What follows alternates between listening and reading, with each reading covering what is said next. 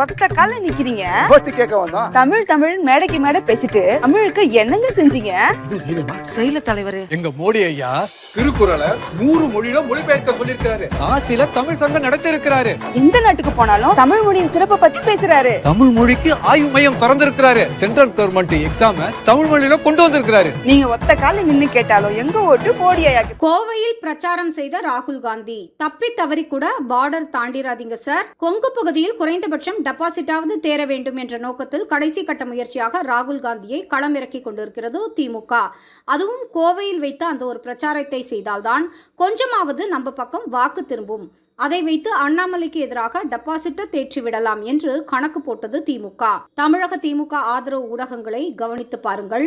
ராகுல் காந்தி வந்தார், ரோட்டை கடந்து சென்றார், ஸ்டாலினுக்கு ஸ்வீட் வாங்கி கொடுத்தார் என்று அப்படியே மகாத்மா போல உருட்டுன்னு உருட்டல் வேற. உருப்படியா வேற எதையுமே சொல்ல போவது கிடையாது. ராகுல் காந்தியாவது ஏதாவது உருப்படியா சொன்னாரா? மும்பையில் பேசும்போது புள்ளி வைத்த கூட்டணி சக்தியை எதிர்க்கிறது என்று கூறினார்.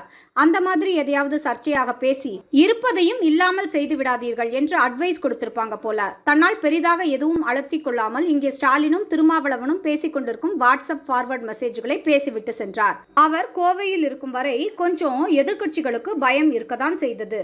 சும்மாவே பேசும்போது எதையாவது உளருவோம். போதாததுக்கு பார்டர் ஏரியால வேற பேச வைக்கிறாங்க. இந்த பக்கம் கம்யூனிஸ்ட் கொடி பறந்தாலும் அது தோழமை கட்சி என்று புரிந்து கொள்ள வேண்டும். தப்பி தவறி பார்டருக்கு அந்த பக்கம் வண்டியை விட்டுட்டா கேரளால இருந்து நம்மை விரட்டி அடிக்க வேண்டும் என்று துடித்து கொண்டிருக்கும் கம்யூனிஸ்ட் கட்சி என்று புரிந்து கொள்ள வேண்டும். தெளிவா சொன்னாலே நம்ம குழப்புவோம். நல்ல வேளை 2019ஆம் ஆண்டு பாராளுமன்ற தேர்தலில் ராகுல் காந்தி கோவை பக்கம் வரல. கோவையை கம்யூனிஸ்டுக்கே கொடுத்திருந்தது திமுக. அப்படி இருந்திருந்தால் கோவையில் கம்யூனிஸ்டுக்கு வாக்கு செலுத்துங்கள் என்று சொல்லிவிட்டு பார்டர் தாண்டியவுடன் கம்யூனிஸ்டுக்கு வாக்கு செலுத்தாதீங்க என்று சொல்ல வேண்டிய கட்டாயத்தில் ஆட்பட்டிருப்பார் ராகுல். ராகுல் காந்தி நிச்சயமாக அதை உல்டாவாக தான் சொல்லியிருப்பார். அந்த சங்கடங்கள் இல்லாமல் தேர்தல் பிரச்சாரம் செய்ய வேண்டும் என்பதற்காக இந்த முறை கோவையை திமுக அநேகமாக எடுத்துக்கொண்டிருக்கும். ஆனால் ராகுல் காந்தி வந்து பேசுவதால் மட்டும் கோவையில் ஏதாவது மாற்றம் நிகழ்ந்து விடுமா?